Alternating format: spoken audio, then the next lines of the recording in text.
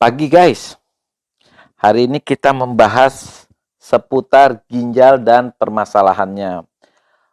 Kita mungkin pernah satu kali atau mungkin juga tidak pernah, kita mengalami yang namanya kencing yang kelihatannya itu gambarannya berbusa.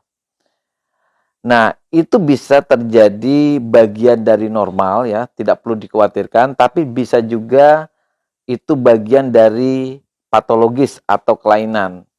Yang penting teman-teman yang memiliki kencing yang berbusa, apakah ini berlangsung terus-menerus atau hanya sesaat?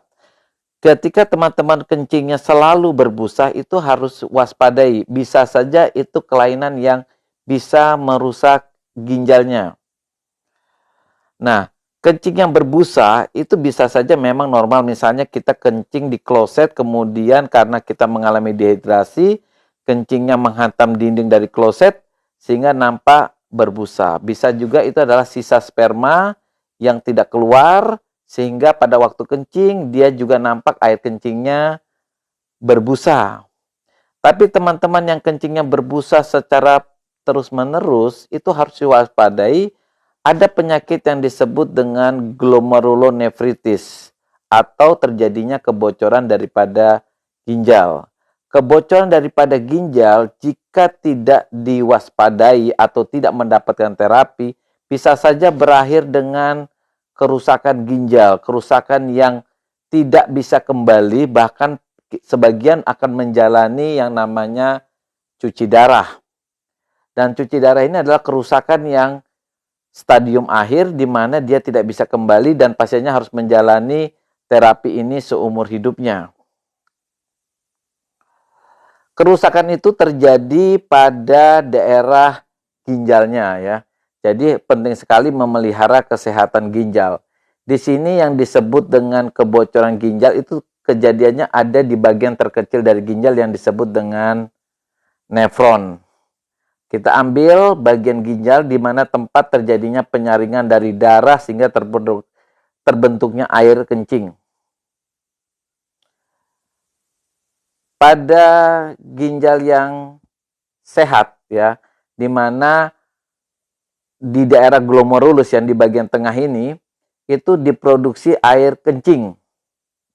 Tapi pada pasien-pasien tertentu, bisa pada pasien darah tinggi, pasien diabetes, atau terjadi peradangan infeksi pada ginjal, itu bisa saja terjadi kerusakan daripada glomerulusnya sehingga proteinnya bisa nampak keluar pada air kencing. Jadi di sini harusnya protein tidak ada pada air kencing, maka karena terjadi kerusakan pada glomerulus bisa terjadi nampak protein pada air kencing. Nah, ini yang kita lihat kadang-kadang gambarannya seperti berbusa.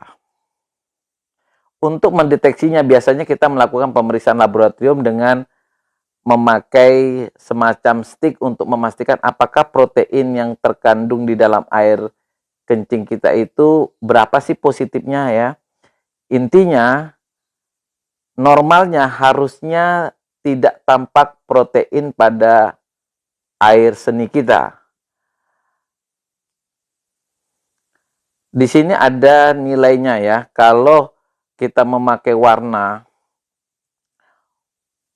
kalau hasilnya itu sama dengan warna yang biru itu berarti negatif. Kalau hijau itu sangat sedikit kandungan proteinnya, hijau kekuningan itu positif 1, kuning kehijauan positif 2, coklat itu positif 3, merah bata itu positif 4. Nah, kalau dia positif 4 berarti jumlah protein yang keluar cukup banyak. Bisa saja karena proteinnya cukup banyak keluar, itu kandungan protein di dalam tubuh kita turun sehingga kadang pasiennya itu sampai menderita yang namanya edema anasarka, muka bengkak, tangan bengkak, kaki bengkak karena kandungan proteinnya yang sangat rendah. Penting sekali untuk menjaga kesehatan daripada kita punya ginjal.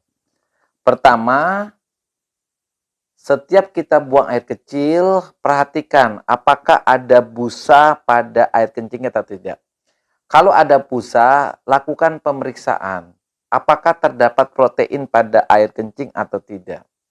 Nah, teman-teman, yang bisa merusak ginjal adalah penyakit diabetes yang tidak terkontrol, darah tinggi yang tidak terkontrol, penggunaan obat-obat penghilang nyeri yang secara terus-menerus, terjadinya infeksi pada ginjal, terjadinya batu pada ginjal. Sehingga teman-teman penting sekali untuk mengkonsumsi air yang secukupnya, jangan menahan buang air kecil, kemudian lakukan rehidrasi jika kita melakukan olahraga, atasi infeksi yang terjadi. Dan jangan lupa teman-teman yang punya penyakit diabetes, lakukan kontrol gula darah secara baik, hipertensi juga demikian, dan lakukan pengecekan urin secara berkala.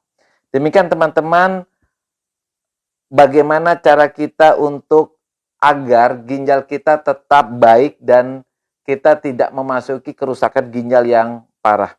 Jangan lupa untuk subscribe, like, dan berikan komentar